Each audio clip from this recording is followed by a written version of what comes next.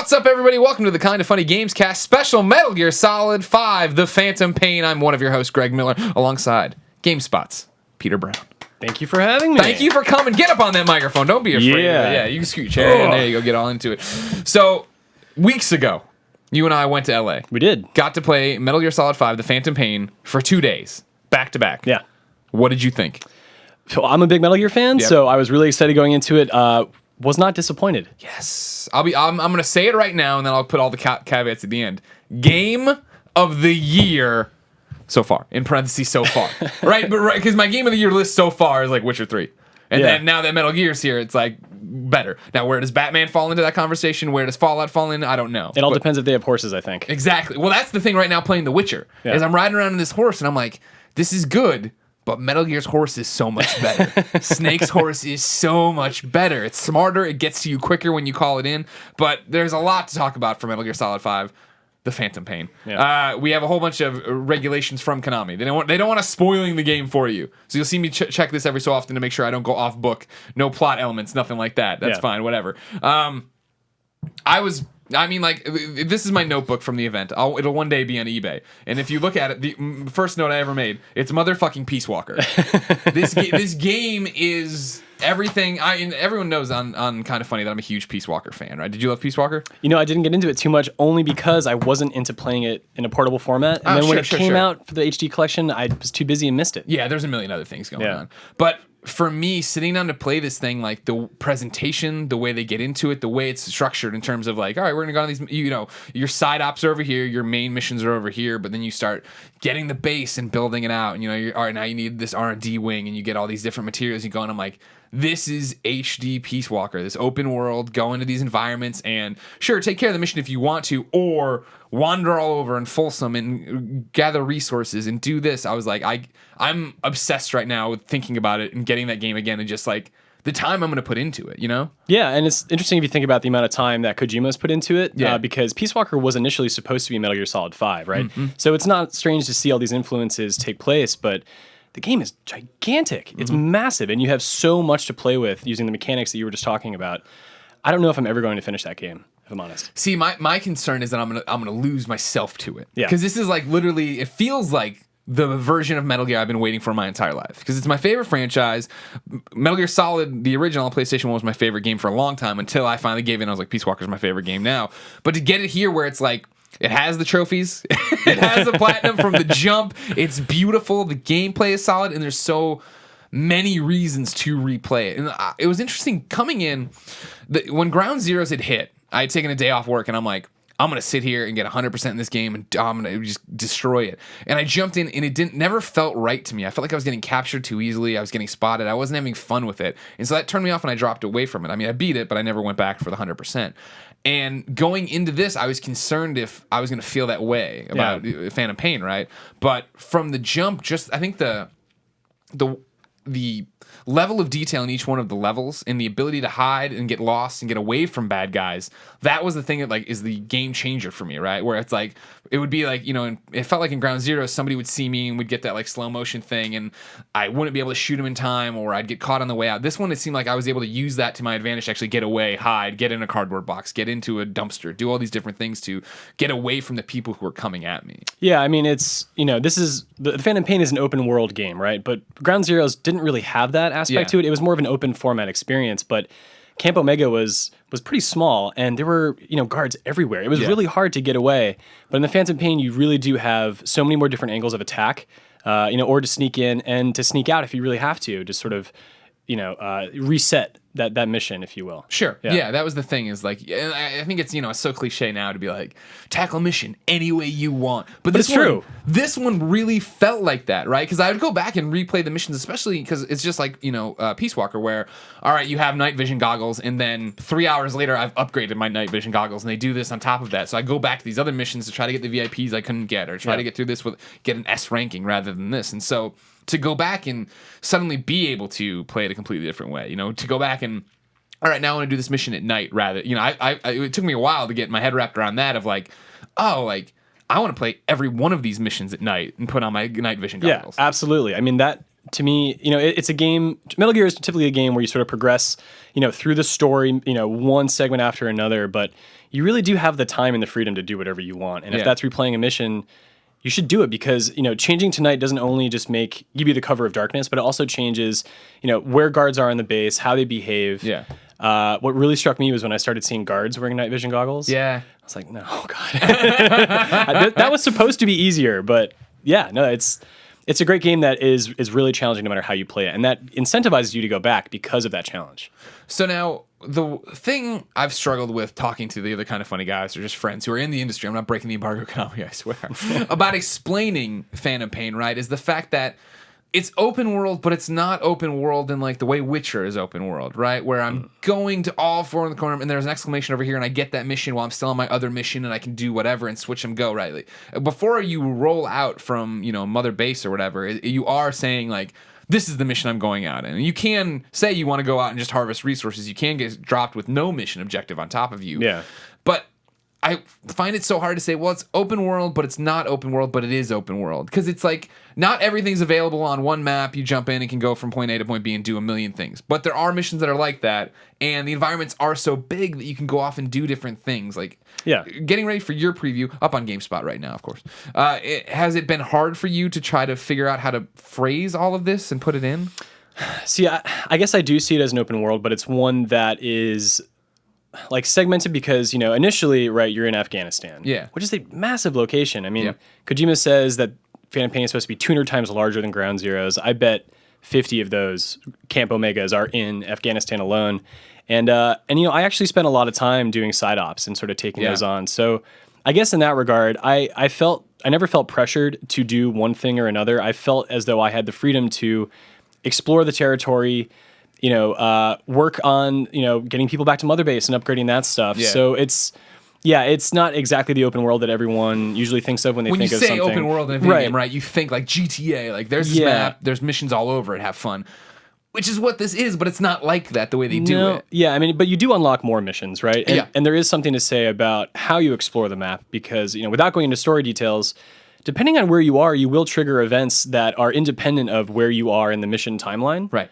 I don't know if you experienced that. Again, not story. We're not going to get in trouble for spoiling the story, but I was like, oh, I'm taking what I loved about it, right? Because for me, what was happening was I went the opposite way of how I played Peace Walker at the review event for Peace Walker back in the day. Because when I was like, I'm reviewing this, I'm going to play through all the story missions and I'll get to side ops later. Whereas this one, I'm like, I'm going to put 2 days of work into this, which is great, and I love it, and not have my save ever. So I'm just going to do side op stuff and fool around and see how things work. Okay. So I'd be going off on side ops and be like, oh, okay, now I'm going over here, and you'd go up through the hill or whatever, and then bam, all of a sudden this person would interject that would create their mission that you would have to go do to find that character, to flesh out that character. Yeah, it's that emergent stuff that we sometimes see in open world games. And, personally, like, I enjoy just going about Afghanistan, like, and then all of a sudden discovering, oh crap, there's an enemy outpost I didn't see coming. Yeah. And that opens up a lot of gameplay possibilities as well that are outside of missions.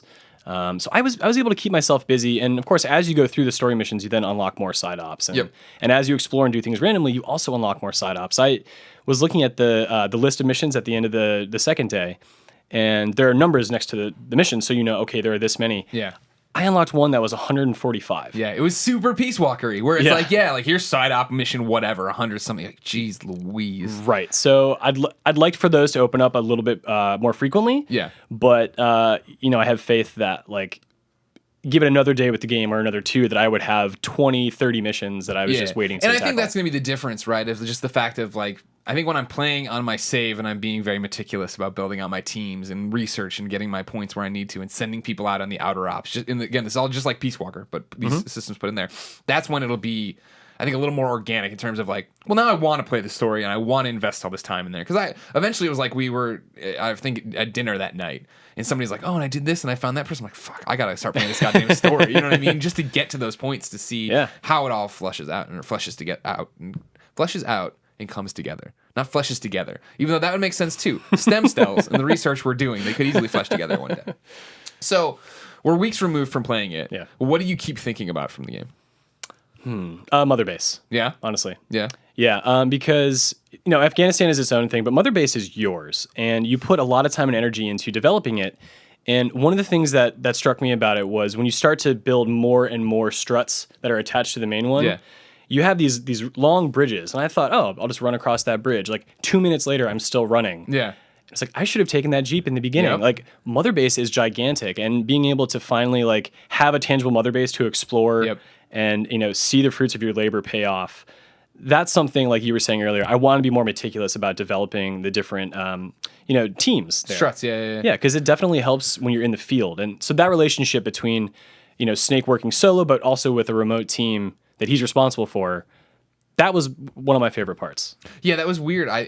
When we started doing it, I'm like, oh, it's like Peace Walker. I'm building a Mother Base. Great. I'm going to have all the struts or whatever. When it was finally like, all right, cool. Now meet me, Snake, on the medical bay. And you're like, okay, well, oh, it's all the way over there. Like, oh, crap. Do I take should I get in a helicopter? No, right. That's a realistic consideration. Yeah. Like, you actually can go everywhere and do everything on it. And, like, for me being the, you know, this Metal Gear nerd, right, I loved all the little things that were in there of, like, I think people have seen it in screenshots and stuff, but, like, when you're out on the battlefield and you get shot, you get covered in blood, you get up dirty, you get filthy.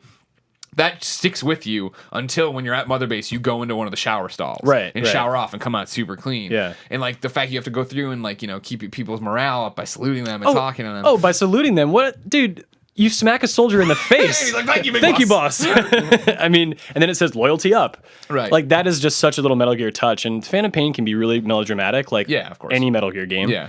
But that's kind of what's nice. And then it's tempered with just the odd sort of humor that's peppered in there. Yeah. I really like that. Yeah, and like in Mother Base, like some of the side ops were like target practice. And I was like, okay, it'll be like normal target practice. And no, it's like you have to run up the side of Mother Base, and there's all these things, and like the targets keep popping up all around. It's like, Jesus, this is like an obstacle course. Yeah, it was challenging. Yeah, you know, but totally. Yeah, it sort of legitimized the presence of that even more. And I'm looking forward to how multiplayer plays out, because from what I understand, like the core strut will always be there, right? Like you'll always have your Mother Base, but people can come in and destroy all the things you've made around it. So I really want to know how that plays out. We got no sense of that. Yeah, exactly. Unfortunately. We can't. The multiplayer, the Metal Gear Online embargo is next week or whatever, and that didn't include any information on that. That was like something they mentioned and stuff, but there's still so much to know about this game. The game is so huge that even now, like, I just want to get it. I'm like, can we have it yet? Can we have it? Can we sit down? Like, I just want to play this thing for hours and hours and hours. Yeah, 15 hours in, I think I was like 8% done. Right. Because it tells you on the title screen, which is just insane. Yeah, day one completion, I think I wrote my note, was 5% after a day of playing. I was at 4. Jeez Louise, you know what I mean? Let alone everything else. So for me, the thing I can't stop thinking about, and I think it's because, again, I'm playing The Witcher and stuff, is the support system, the buddies. Yeah. You know what I mean? When you start playing, you get the horse right away. You're like, oh, cool, I have a horse, and we're running. You know, it's just like Roach and Witcher. You can call it from any time. It'll run to you. It's not nearly as dumb as Roach. It'll appear like right over there and be to you. You don't have to worry magically, about it. Yeah, exactly. Which is great. No, it's fine. I don't need any sense of realism on where this goddamn horse is materializing from. But as you play, then, like, did you unlock D-Dog? I did. Yeah. Like, there's this, I can't tell you, I guess, this mission of how it all happens or whatever, but you eventually unlock this dog that you've seen in screenshots now that you use the same way. And I didn't understand when you unlock D-Dog that it's like, okay, that's one of your buddies. Like, that's your first introduction of, like, the horse is a buddy that you can put in your loadout before you go out, and D-Dog is. So you can have one or the other. Yeah, and you don't realize you have a choice until D-Dog matures, let's say, to be strong enough to go into the field. And so you start with the horse, and the horse is, it's a means of conveyance, but it's also a really good way to sneak around the world. I mean, they've shown this in videos before where Snake is coming up and he sees an enemy outpost. So rather than get off the horse, and sort of sneak through, he just sort of flips on to the side of it. Yeah. And that worked really well. I thought maybe it worked too well because no one's going to question a horse just casually trotting through. Running through with a whole bunch of gear on it. Yeah, but there's a lot of things that don't quite make sense when it comes to the mechanics of Metal Gear. Sure. So that aside, I actually enjoyed being able to use the horse for something useful other than getting from point A to point B. Well, and that was the thing too, is like I jumped on, I'm like, oh, here comes a base. And like for the third time I went to the side ride and I didn't notice there was another guy on that side too. So he's like, hey, there's a guy on the side of the horse. I'm like, oh, God damn it. You know what I really want to know? I know we both encountered a bear in the wilderness. Oh my God. So I wasn't able to use the Fulton recovery system to send him back. Yeah. Because you have to develop it to get something that large back to base. I really want to know if that bear can be your buddy. If you can have a bear buddy. You're right, I never thought about that. If I can ride into battle on the back of a bear. Because that was the thing of like, when I was unlocking all the struts, eventually did you get to the point where they're like, maybe I'm sending back so many coyotes and dogs or whatever, where they're like, okay, cool, like now you have a zoo. Oh no. Like I got a strut that's like, it's an animal sanctuary. where you're sending things back and they're all in cages, and you can just go there and walk around and read the little things about them and see them in there, the things you've captured and sent back. That's so useless, but I like it. I know, right? It's so dumb. But I'm like, yeah, of course I want to do that and send a bear back. That bear kept killing me. Dude, I mean, the first time I saw him, I was like, whatever, I'll trank him in the head. Yeah. He's so fast. He took me 10 tranquilizer darts, and I was just near death. I couldn't. Yeah, I kept tranking him, and then he'd get up and hit me. And like when you in Metal Gear Phantom Pain, when you get hit really hard, like not just like a gunshot, you have to like do a whole thing where you like pop your arm back in place or whatever. Yeah. And like I would get into that animation and then get killed. I was like, great. But the dog. So the horse you can use to run around and do all these things. Yeah. You can use it as a distraction. I don't know if you ever did. Like I left him in the road at one point and then ran off, and then people come up like, "What are you?" They're like laying on the horn, like when it was one of the ones where you had like attack like the convoy or whatever. He's like honking the horn. I was like, "Oh, this is pretty good." That's actually really interesting. Blow everybody up or whatever. Yeah. But the dog then, so you lose the mobility of the horse. You have to be on foot the whole time. But the dog will run with you and do like the little barks, and then automatically tag people on your map. Right, which is super helpful. Super helpful. Like once I unlock him, I'm running with him the rest of the way. I think until I unlock some other buddy I don't even know about, probably, right? But like, I mean, they showed back at TGS, they showed Quiet as a buddy. Yeah. And she just looks crazy because she can become invisible. She can like run at incredible speeds and jump like 2 stories in the air. Right. I unlocked her. I had her on my team for a while, but even then I'm like, I don't like killing people. So it's like, I don't have a trank sniper rifle to give you yet. So I'm going to run with the dog who just sees people, distracts people, can run up and bite them. Fair enough. Do all these different things. Yeah. And I think you can level him up to being able to kill or something like that. Because for mine, it was just like distraction still. Yeah. But I'm pretty sure that there's somewhere along that line so you can make him even better and crazier. But I mean, I'm a Metal Gear fan, and I've already said that. But so like for me, it's just I can't get the game off my mind. You know what I mean? Even playing Witcher, I'm like, this is great. And I've been waiting for a game to come along that was just a world I could get lost in. But I'm like, I really want to get lost in Metal Gear. You know what I mean? Just controlling Snake is such it feels really, really good. I mean, the way that the camera bobs when you run. Yeah. You know, the way the controls are so tight, and you can quickly go from a sprint, diving, pop back up, snipe somebody, keep sprinting around. I mean, a lot of games let you do things like that. But there's something about the way this game plays that just felt so freaking good. Yeah. And I made it past Afghanistan, and I sort of got a taste of what's next, and that is what's killing me. Sure. It's like, okay, I saw everything in Afghanistan. What is there? And we had to leave. We had to wait. I know. We had to wait until September. That was the huge, fuck you of this event. It was how much I loved it, and how crazy it was, and how it was like you don't get your save back and you can't finish the game. And I was like, oh god, because there's so much cool stuff. The other buddy I unlocked, did you get to the little, you've seen it in the trailers, I don't know what they call it, but in the Metal Gear Online trailer, that little mech guy you get in? Yeah. Like when I got him, I was like, oh my god. Because it's like, my favorite thing about Peace Walker was the ability, before we went into a mission, to be like, all right, I'm only here for Fultoning guys out. I want to be as sneaky as possible. Give me everything sneaky. And then it was like, I'm going to replay this boss battle to get something cool out of it, so I don't care. Give me all the, the tech to kill people with. Yeah. And so to have this goddamn tank you get in and run around and run around like a stupid... It's foolish as hell, man. It's totally like, whatever, I won't... Yeah. But even just for traversing the environment, right? Yeah. Like, I unlocked it late in day 2, so it was like, all right, well, I won't take, D horse out, I'll take D robot or whatever the hell it's called, and climb in and just like skating across the sands of Afghanistan. I was like, yes. I saw somebody else using him, and he sort of got into a battle with a bunch of soldiers, and that thing was such a hindrance because he was trying to use it to escape. Yeah. Not happening. No, yeah. Yeah. I'm curious to see how that evolves too, because if you can level up other buddies, I'm sure you can level up that guy. Yeah, exactly. But yeah, man, I'm so ready for this game now. You know what I mean? And like, that's what sucks is the fact that the story. Everything that seems to be happening with Konami and Kojima sucks, right? Like, what is happening? Are they breaking up? Are they unhappy? What are they doing anymore? You know what I mean? And it sucks that that's been the narrative for this game that really feels like the culmination of everything Hideo Kojima's built for Metal Gear. A little bit. It is kind of tragic. I had the unfortunate privilege of being the vector for a lot of that stuff. It sucks because Kojima has done such a great job of making Metal Gear a series that people like really care about, over a long period of time. And he's no doubt made Konami a lot of money. Okay, their business is changing, right? But assuming that everything I've heard and everyone now believes is true, that he's just sort of like unceremoniously stripped of his executive position and became a contractor, like what a bitch way to get rid of someone who's done something, for your company for years. Like maybe Konami is worried that he was getting too big, right? And Metal Gear was no longer Konami; it was just Kojima. And I'd say a lot of people probably thought that, but I still feel like there must have been something they could have done to work this out, but you never know. I mean, maybe Kojima's like a jerk in the office. Yeah. For all we know. Just knocking coffee cups out of people's hands. Yeah. Being a complete asshole. Yeah. No, that's the thing. Is just like, I hope that now that people can talk about the game, and then once people get their hands on the game, at least that's the narrative people start talking about again. Is how good this is, and how this seems like everything he's ever wanted to do with a Metal Gear. You know what I mean? You talk about Peace Walker originally trying to be like Metal Gear 5, and here we are. We have this game that seems to be firing on all cylinders, right? Like when I think back of like the stuff I didn't like about it, I kind of blame the event, not in a bad way, but like, like I wasn't super connected to the story. You know what I mean? Like I'm running around, I want to kill everything, pull some people out and see as much stuff as I can. But when I sit here and I'm got, the surround sound on and the lights are down and I'm playing it, I imagine I'm going to be more tied into what exactly is happening with Big Boss this time. Yeah, I mean, at the event we had people like circling us to make sure certain things were transpiring or not transpiring. And it was a bit of an uncomfortable event. But that, this is the missing chapter in the Metal Gear Solid saga. Yeah. Or just the Metal Gear saga. I mean, this takes place before the original game. We get to see Big Boss transition into, the demon that he is to Solid Snake. Yeah.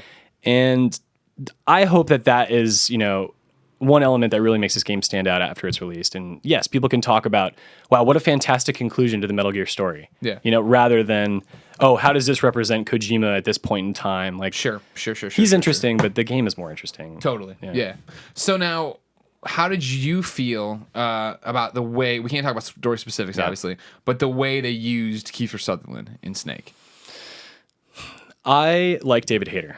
I love David Hayter. Yeah, but I think he had a very campy quality to him that, that's part and parcel with, what the game is. Role. Yeah, and like I appreciated that. But Kiefer Sutherland's voice, especially like in Ground Zeroes, like I thought he did a good job. Like he embodies someone who I imagine Snake to be outside of the ridiculousness of Metal Gear. Sure. But you don't hear him talk very much. Right. That was the thing that blew my mind playing Phantom Pain and even Ground Zeroes. But now that we got 2 days with Phantom Pain, right, is that there were cutscenes where this guy's talking to you. Yeah. And he would take a breath, and I was like, and here comes Snake. And then the other guy would keep going, and he would keep going. And it was one guy, like all this exposition from one person with Snake never interrupting. Yeah. And I was like, that feels so weird. Like, how is this working? What is going on? It's a bit strange, right? But like, if you look back in Big Boss's history, he's been... Can I swear? I don't know if I can swear. Yeah, you can totally swear. Okay, Fuck. He's been fucked over many times by people that he trusts. And, then that culminates in him falling into a coma because he was deceived in Ground Zeroes. And that guy's got to be shaken up like crazy. Sure. And so part of me, like those scenes where he's in the helicopter and the camera's kind of focused on him, he's slumped over. He seems contemplative and solemn. And I kind of wonder if a lot of his silence is due to the fact that that guy has just been beaten to hell. Yeah. And he is tired. But it's hard to tell. I mean, is it because, I don't know, like they didn't want Kiefer to impart too much of himself on the character, so they only used him in critical moments? Yeah. Or is there something related to the story? Well, what's fascinating for me, and it was another thing, I think it was on day 2 at lunch, we were sitting around talking. We were, I think it was Jose and I from IGN where we were talking about this, and he's like, yeah, but I love the fact that they're using the briefing cassettes to replace codec conversations. And I'm like, what do you mean? And he's like, before you go into the mission, you can click square or whatever and listen to this tape that's basically a codec conversation. And so when I sat down and did that, that's where it's all Kiefer Sutherland, right? Where he's like, that's true. He's talking, they're having a conversation. And so I don't know if it was the desire to get you in and out of gameplay faster, like, you know what I mean? Like, for years, Kojima's taking it on the chin, right? That I'm watching a movie, I'm not playing the game. He's like, well, fuck you, here you go. You know what I mean? Like, here's this optional story, you get to go this way. We've, in mission, there is no codec, like, I'm going to sit and talk to you. It's like, all right, hey, Ocelot's telling you something, Miller's telling you something. This information's being delivered to your ear. You're not talking back to them, really. Just go do your thing. Yeah. And that was a cool... it took me a while to get used to that because whenever I remember in Ground Zeroes, right, when for the first time Snake talks and it's like, oh, like that's just so weird. It's so weird not to have it be Hater. But now to have it like what you're talking about, be a different character in a way, right? Like he's not in the same place Solid Snake was, let alone where Naked Snake was in Metal Gear 3. Yeah. I'm not making excuses. I love Hater. I wish he stuck around, but it does feel like a very different Big Boss, a different Snake that we're playing as. Yeah, he's definitely a more serious character, which I think honestly plays to this game favor because I'm ready for a Metal Gear that is even more melodramatic, if that's possible. Sure. Yeah. So I think Kiefer is doing a pretty good job. I know I'm gonna get a lot of hate for it. I don't care, whatever. Fuck it. I think he's doing a good job too. It's just wrapping your head around that. Yeah, you know what I mean. Like that. yeah. That's still so weird every time because I'll forget about it. Yeah. and then you'll see a trailer. You play. We get to play the game, and it's like, oh right, like But there are moments in the story where, like, the action really calls for the sort of reaction you get out of Kiefer, and then when you have that relatability to the character, I think that's when it clicked for me. More than just the sort of casual side conversations. Sure. Yeah, they're doing a lot of good characterization stuff. I'm flipping through my notes to see what I can talk about that I can talk about. Meow. I'd love to talk more about Quiet, but I don't want to spoil anything. Yeah. She's interesting. I like you're talking about this a little bit, doubling back to Mother Base, the customization stuff of it. The ability to make it yours, color-wise, logo-wise, have your logo pop up, do that stuff. And then for me, it was like going through and doing all the ridiculous stuff of developing new camo patterns and then eventually getting the sneaking suit. That's so Metal Gear Solid 1, I was like, yes, fuck all the fatigues. I want him in that. That took so many credits to buy, but that was the only thing I cared about at that point. And that was the interesting thing too. I thought it was when you first started playing, I felt like I was swimming in credits. And I'm like, oh, this is so easy. This is this is even easier than Peace Walker. And then eventually the grind hits. Yeah. Where all of a sudden it's like, oh, you want the sneaking suit? Well, yeah, I mean, you can get the base components like for all the equipment you need to actually do a good job. But if you want to feel like that much more empowered, like in the battlefield, like you got to put some work in to really get all that stuff. And like searching for diamonds like in the environment. Right. I guess I never really searched for them, but I would always find them like in the weirdest scenarios. Like maybe I was going to hide underneath a bridge with soldiers sneaking over me. And while I was crouched down, I'd see, oh wait, there's a little glimmer. Yeah. 10,000 credits right there. Yep. Those guides are going to be invaluable when people start putting those together. Because like when you're out there in the field, you're gathering resources to come back and use. And like there's medical resources and food resources and all this stuff to use on your base and do all this stuff. But then there are diamonds littered around that you can then use for your diamond dogs and do all this stuff and get all your resource points, or GMP they call them, right? And then put them into researching this and burning that and doing this, and it's like that's where it's really going to come down to, because on your map it starts displaying where things are going to be in the area. Your intel develops and they can tell you like, you found this around here, we've seen that around there. And for me that feels like the rabbit hole of mining planets in Mass Effect or exobyte farming in DC Universe Online, where I'm going to be like, I don't feel like doing any of the missions right now, but I want to make progress. So I'm going to go into the open world map and just run around for an hour listening to a podcast doing that. I really want to see how deep that system can go in terms of what you can unlock. Because the things that I saw during our gameplay session, like you had a grid of different equipment at different grades, but I felt like, if I put another 10, 15 hours into this, I'll unlock everything. Yeah. But for all intents and purposes, this game may be 100 hours, and I would really like to be able to continue to unlock stuff. Yeah. But we'll see. Did you get to the point where you could upgrade your box to have the woman on it? The bikini-clad woman? I upgraded it to a soldier. Okay. I had a soldier on it instead of a woman. I put the bikini-clad woman on it from the trailers or whatever, and I remember seeing the trailer and being like, what a dumb Konami-Kojima thing. It's dumb. But it's so satisfying to use. It is. You know what I mean? Like, it is. You'll pop up and the guy runs over and he's like, oh, and then you can like do the slow motion, throw it open, draw your gun and trank him. I'm like, oh, that feels so good. The coolest thing that happened to me with the box was a total accident, but you can run around with it sort of on your torso. Yeah. And then you can dive out of it. So I was running over to like the precipice of a hill. Yeah. And I did the diving mechanic, but rather than like dive out of the box, he dove with the box, and it was like a sled. I went down the hill inside the box. Yeah. See, there's so many little things like that that I want to find and stuff. And I thought it was very interesting the way they varied enemy encounters. Because for the while, it is like, oh, there's the outpost, there's 4 guys, trank them all, whatever, Fulton them out, yay. But then there was the one mission or whatever you want to call it, where there was like that giant bridge. Yeah. And that gave me such trouble because you have to get through there, but you have to get something, or I think it was maybe interrogate somebody. And it gave me such trouble because there were so many people and they were all on things. But then when I had the box later on, I came back and did that again, and it was like a completely different mission now because I can distract the guards who were giving me trouble, take them out, and then infiltrate a different way. Yeah. I mean, the game starts you off with pretty modest missions, but eventually you come across things that the scale is just so intimidating. You're like, I don't know why I was confident going into this. Yeah, exactly. I am screwed. And then when you hit that moment where it all works, though, right? There was like one that I was like, for me, it was like one of those like lead ups to the GTA heist things, where it was like, I think we had a C4 on this tanker, and then you needed to blow that, but also across the other side of the map, tinker with this thing. And so when I finally did it, that's when people on the other side by the tanker were waking up and be like, something's wrong. And I'm like, and like there's like color all through the windows, and I'm like, that was awesome. And then it was like frantic running while everyone's in panic mode to get out and get loose. Did you ever do Did you ever like take out everyone at a location, like not just an outpost, but like a big mission location? So I was going through one mission and I couldn't find this. You have to like look for a document, I think. Sure. And I kept looking and looking. I couldn't find it. And guys kept crossing my path and I would take them out. And eventually it was like, you now own this area. I was like, what? Yeah. Talking to other people, I learned that if you take out the outposts that are along the road and the communication relays, you actually isolate an environment where they can't call in backup. So you can totally dominate massive military bases in this game if you want to play it that way, or you can sneak in and no one knows you're there. That makes sense because I was doing the thing where I was on the outposts. I'd take out an outpost and then I'd come back on another. I was expecting to be like Far Cry, right? Where I've taken out the outpost, I own it. Yeah. This is mine now. But I'd come back on another mission and everybody would be back. Yeah. I was like, well, that's kind of lame. But for what you're talking about, that makes sense, right? Yeah, take everybody out, cut them off, and then go and do it. Yeah. Yeah, like...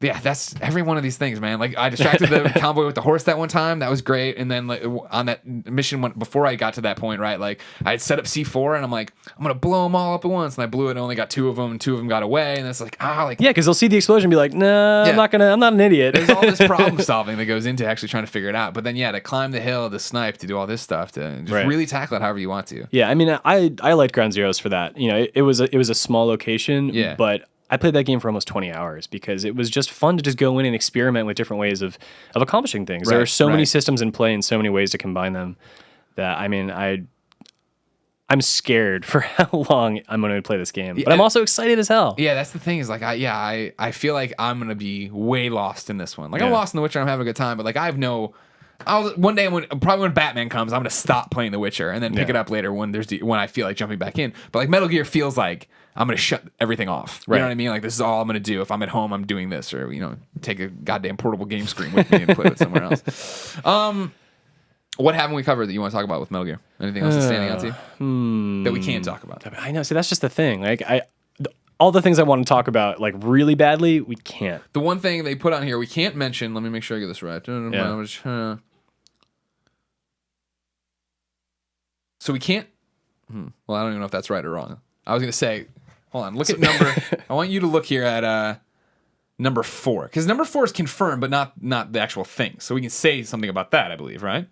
Yeah. Because I know number 4 has news stories about it already. Yeah, I mean, there's a lot of stuff that has news stories in this that we can't talk about. But that one I think is fine. We can't specifically say the licensed music tracks in this, right? But when they were making a big deal about you're going 1984 or whatever, and like the shirts they had were like the neon 84 colors or whatever. I was like, oh, that's cool, but why would that matter to Metal Gear? And then when you're there and people are listening to boom boxes with licensed 1980 music, you're like, that is awesome. And you can take the tape and then you can put it into your cassette thing, and you can. I didn't know this. Jose told me this after the fact when we were drinking beers. The fact that you can set it to be your like helicopter's theme song. It's like your theme song comes or your helicopter comes in playing your favorite song from the 80s. I was like, that is awesome. I mean, you can also have like a really impactful, like military-related song, that sort of announces you're coming, or just be a jerk and roll in playing something like super poppy. Yeah. And that's what I'm gonna do for sure. Yeah, but once I figured out you could take tapes, it was everything I could do to find every boombox out there. It's like, and that was the best thing too. Eventually I upgrade the binoculars so that they have the sound too. So you're listening in on conversations,